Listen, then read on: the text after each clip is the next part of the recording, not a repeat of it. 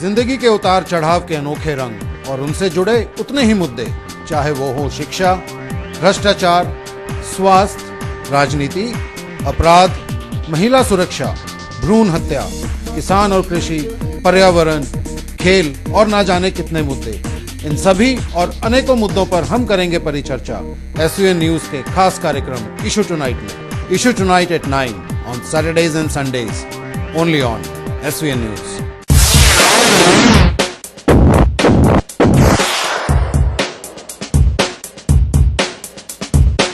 आज हम बात करेंगे परमाणु ऊर्जा भाग 2 विषय पर, जिसमें हम बात करेंगे कि भारत को परमाणु ऊर्जा की कितनी आवश्यकता है, इसके लिए कौन कौन से साधनों की आवश्यकता पड़ती है, परमाणु ऊर्जा के इस्तेमाल में कितनी लागत आती है, परमाणु ऊर्जा के क्या है फायदे एवं क्या है नुकसान।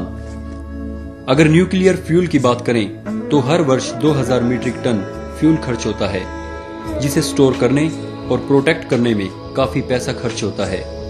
अगर परमाणु रिएक्टर की बात करें तो भारत में इस समय 20 रिएक्टर स्थापित हैं, जिनसे 4780 मेगावाट ऊर्जा की प्राप्ति होती है।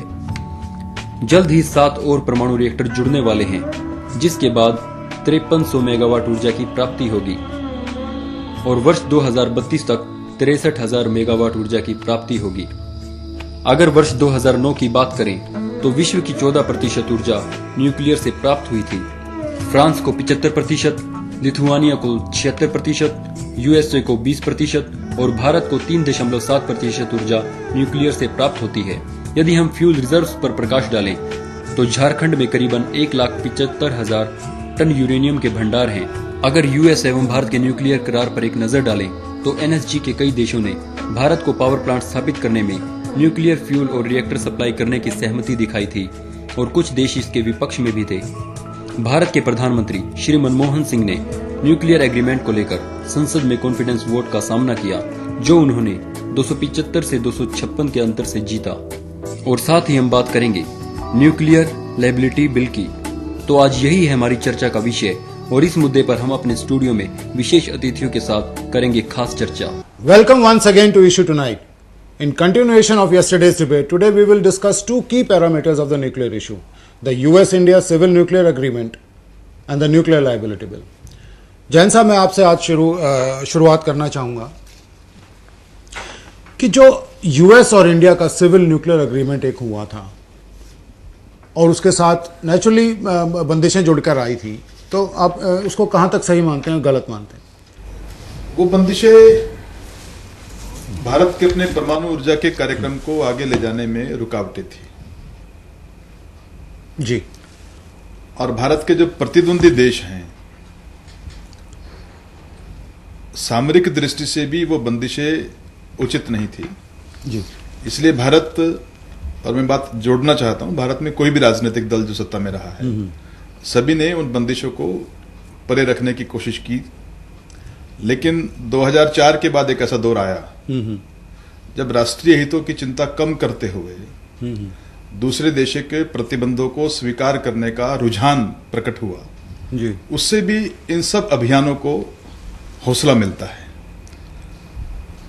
लेकिन बंदिशें लगाने का जो अभियान, US India civil nuclear agreement basically ये है क्या एग्रीमेंट? व्हाट डज इट से? इसके जो बेसिक पैरामीटर्स हैं मैं उन पे कुछ रोशनी डालना चाहूंगा कि ये एग्रीमेंट इंडिया और यूएसए, अपने मनमोहन सिंह जी की सरकार थी और सरकार रादर अभी भी ऑब्वियसली स्टिल कंटिन्यूइंग, और उधर अपना जॉर्ज बुश यूएसए के 2005 में एक हाइड एक्ट पास हुआ था यूएसए में। वो हाइड एक्ट ये कहता है कि यूएसए किसी भी कंट्री के साथ individually on a one on one basis nuclear technology को सप्लाई करने का, फ्यूल सप्लाई करने का अग्रीमेंट कर सकता है on a one on one basis, provided उस कंट्री पर से के स्पेसिफिक यूएस की सेनेट एक लॉ पास करती है पहले।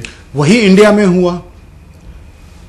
दोनों senate versus heads of states ने इनिशिएटिव लिया और इंडिया को ये एक, मेरा ये मानना, एक बहुत अच्छी फैसिलिटी मिली।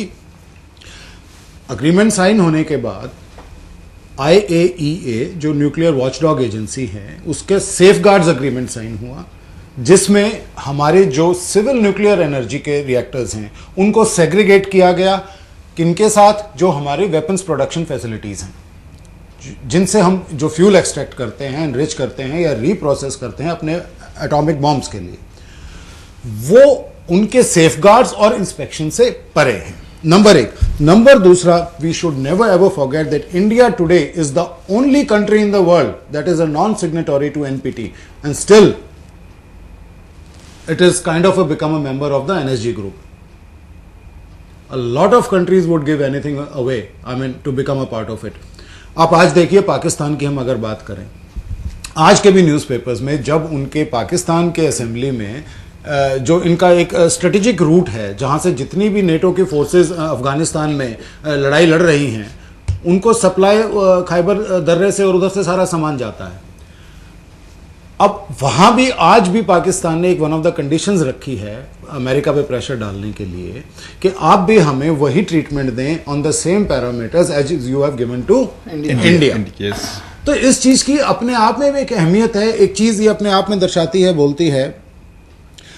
और दूसरा मैं इस पे जो कहना चाहूंगा, ऑपोजिशन बहुत हुआ इस चीज को लेकर के, मैं मानता हूं इस बात को, यहां तक कि जब ऑस्ट्रिया वियना में लास्ट में जब ये अग्रीमेंट साइन हुआ था एनएसजी कंट्रीज के द्वारा, उस टाइम भी बहुत से कंट्रीज जिसमें ज्यादातर स्कैंडिनेवियन कंट्रीज, न्यूजीलैंड, स्विट्जरलैंड, ये सब खिलाफ थे, उनकी अपनी कंडीशंस थी। और in fact Australia recently was the last country which is the biggest supplier of uranium, exporter of uranium to the world community, उसने अब लास्ट में अपनी हामी भरी है कि we should not miss the bus, क्योंकि उनको कहीं ना कहीं रियलाइज हुआ, everybody has sign, why should we be kept away. तो लेकिन इसमें जो मैं खामी मानता हूं वो ये है कि इंडिया अपना स्ट्रेटेजिक रिजर्व्स नहीं रख सकता फ्यूल की। यही हमारी आशंकाएं थी। और बाद में एटॉमिक बम, बाद में एक बड़ी छोटी दो बातों के बारे में ही भारतीय जनता पार्टी ने 2008 में पार्लियामेंट में अपनी आपत्ति दर्ज कराई थी इस बिल के बारे में। इस बिल के बारे में जो उज्जवल पक्ष बताया गया था जी, लेकिन उसके साथ बंदिशों की जो बात थी, जिससे भारत का एटॉमिक बम का प्रोग्राम था, उसके ऊपर विदेशी सप्लायर्स का नियंत्रण, उसका लगातार इंस्पेक्शन, और उसके बाद जो फ्यूल बाहर से आना है, जो यूरेनियम सप्लायर्स ग्रुप है जी, वो कभी भी अपनी सप्लाई बंद कर सकती है। इस बात की शर्तें लगाने का ही भारतीय जनता पार्टी ने विरोध किया था। लेकिन हमारे विरोध के बाद सरकार ने उसमें कुछ संशोधन किए, उसमें से एटॉमिक बम का जो प्लान था उसको सेग्रीगेट किया। ये हमारे विरोध की उपलब्धि थी, और ये किसी पार्टी का विरोध नहीं था। लेकिन इसमें जैन साहब, मैं आपको एक बात के लिए रोकना चाहूंगा कि ये वही अग्रीमेंट है जब बीजेपी की सरकार पावर में थी, प्राइम मिनिस्टर वाजपेयी के टाइम, बहुत बैक चैनल टॉक्स चली हैं यूएसए के साथ। उस टाइम भी ब्रजेश मिश्रा भी यूएसए कई बार आए गए हैं। यही अग्रीमेंट जो अल्टीमेटली कांग्रेस पार्टी को कामयाबी मिली साइन करने में अमेरिका के साथ, एनएसजी कंट्रीज से वेवर मिला उनको, बीजेपी सरकार ने भी इस चीज के लिए भरकस प्रयास करे हैं अपने टाइम में, लेकिन कामयाबी नहीं मिली, वो एक दूसरी बात है। देखिए, तो मेरा सिर्फ कहने का मतलब है, कहीं ना कहीं कांग्रेस की बात नहीं है, नहीं, वो भारत ने प्रयास किए, भारत ने प्रयास किए, लेकिन बीजेपी ने उसको इतना टूथ एंड नेल क्यों अपोज किया? टूथ एंड नेल अपोज इसलिए किया कि जब वाजपेयी सरकार ने उसका प्रयास किया, उस समय की भारत सरकार ने जो प्रयास किया, उस समय ये बंदिशें उसमें शामिल नहीं थी। ये बंदिशें 2005 दिसंबर में शामिल हुई हैं। तो आपका कहना है कि बीजेपी के ऑपोजिशन की वजह से प्रेशर में आकर के मनमोहन सिंह सरकार ने एक राजनीतिक देखिए वो स्टेज आ गई थी उस टाइम पे जब मनमोहन सिंह की सरकार को कॉन्फिडेंस वोट फेस करना पड़ा था पार्लियामेंट में। दो hats off to him, he won it 275 to 256। क्योंकि क्या है हुड्डा साहब, हम कई बार करते हैं बात कोलिशन पॉलिटिक्स की। कोलिशन पॉलिटिक्स की कितना प्रॉब्लम हो जाता है कि सेंट्रल में जो मेन रूलिंग पार्टी है उसको ऐसे डिसीजंस लेने में जो देश के हित में हो। उस टाइम भी क्या हुआ था, मनमोहन सिंह जी ने एक स्टैंड लिया which the whole country appreciates today.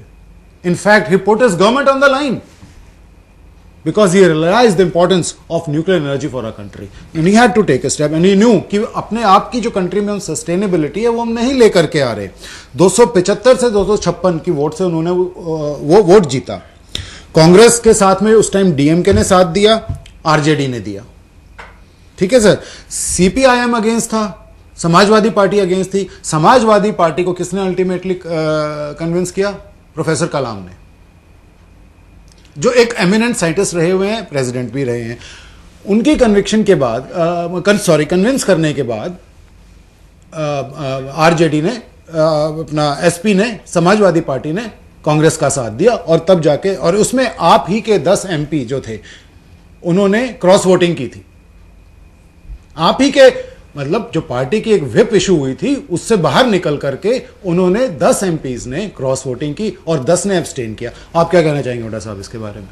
ये तो इनकी आदत है, कोई अच्छी बात करें तो ये श्रेय खुद लेना चाहते हैं, और कोई गलत बात हो जाए तो ये कहते नहीं हमने उसका कुछ नहीं किया। अब ये लोग खुद तो ये इनिशिएट करते रहे 6 साल, खुद तो करा नहीं पाए। जब कांग्रेस ने कर दिया तो अब ये उसकी आलोचना कर रहे हैं। तो ये इनके खुद के लोगों ने खुद महसूस किया, 10 लोगों ने, कि बीजेपी हमसे गलत काम करा रही है, वो हमारे उन्होंने वोट किया। उसके बाद बड़ा हंगामा आया कि उनको पैसे से खरीद लिया, इस तरह की बातें की। तो मैं समझता हूं कि जब कलाम साहब, जो कि बहुत बड़े न्यूक्लियर साइंटिस्ट रहे हैं, जिस बात के लिए उन्होंने अगर ठीक माना है तो मैं समझता हूं बहुत अच्छा किया है। और मैं समझता हूं कि कांग्रेस पार्टी ने देश को आगे ले जाने के लिए, खास तौर पर मनमोहन सिंह ने बहुत अच्छे काम किए। नहीं, कई बार हमारी और भी कई डिबेट्स हुई हैं, उसमें हम कई बार कांग्रेस पार्टी की भी बुराई करते हैं, ऐसा नहीं है। नहीं, विषय अब जैसे किसी की प्रशंसा या आलोचना का नहीं है। नहीं, देखो सवाल वहां उठता है जैन साहब, मैंने अपनी पूरी जहां बातचीत देश में की तरक्की एक संतुलन में बना कोई अगर डिसीजन लेती है सेंट्रल रूलिंग पार्टी, और कोalition पॉलिटिक्स की मैं बात करता हूं, कोalition धर्मा की मैं बात करता हूं, जहां पे अब आप ले लीजिए रेलवे वाले इशू में क्या हुआ था, जब दिनेश त्रिवेदी को इस्तीफा देना पड़ा था, ममता बनर्जी ने, the way that lady behaved, और the less said about Mamata Banerjee the better. क्योंकि आज मुझे ही नहीं पता, अगर मैं उनके खिलाफ कुछ बोल रहा हूं, she might come and hound me tomorrow कि भाई इस बंदे को जेल में डालो, क्योंकि कल किसी ने उनके कार्टून एक गुड टेस्ट में कार्टून लगाते हैं, तो I mean that guy is in trouble, he is beaten by goons, वरना मैं समर्थन वापस ले लूंगा। तो मेरा कहने का मतलब है, मैं मनमोहन सिंह जी की जो सिर्फ और सिर्फ एक तारीफ करना चाहूंगा एक मुद्दे पे, और वो उन्होंने एक ऐसा स्टैंड लिया उस दौरान, जबकि उस टाइम भी कोalition पार्टनर्स ने उनको तंग किया, उनकी सरकार को कहीं ना कहीं ये डिसीजन लेने से रोकना चाहा। सारी स्थितियां उनकी इतनी विपरीत होते हुए भी that gentleman took a very bold stand and he faced the confidence vote in the parliament and he won it. I mean hats off to him. I really want to give kudos to that guy for this. दूसरा मैं आना चाहूंगा जिसे हम बोलते हैं अपना nuclear liability bill. अब न्यूक्लियर लायबिलिटी बिल एक ऐसा बिल है, अगर वो साइन नहीं होता तो इन एनी केस जो US India civil nuclear agreement sign हुआ है, ये एनफोर्स होता ही नहीं। दोनों एक दूसरे के पूरक हैं। पूरक है। क्यों? क्योंकि जो कंपनी सप्लायर्स हैं यूएसए में, चाहे वो वेस्टिंग हाउस है, चाहे जनरल इलेक्ट्रिक है, जो न्यूक्लियर रिएक्टर्स बनाते हैं सप्लाई, वहां के लॉज भी कहते हैं कि you have to have a safeguards bill, तभी आपका इंश्योरेंस होगा, तभी उन कंपनीज को अपने कंट्री की इंश्योरेंस कंपनी से इंश्योरेंस मिलेगा, नहीं तो नहीं मिलेगा। और उसके अलावा अगर international convention on liability in the nuclear civil arena हम बात करें, that also requires a nuclear liability bill to be signed. आज अगर हम कहें कि नहीं, ये तो हमें सिर्फ अमेरिका की वजह से साइन करना पड़ा, ऐसा नहीं है। इंटरनेशनल कन्वेंशन भी मानता है कि ये तो साइन करना ही है। इट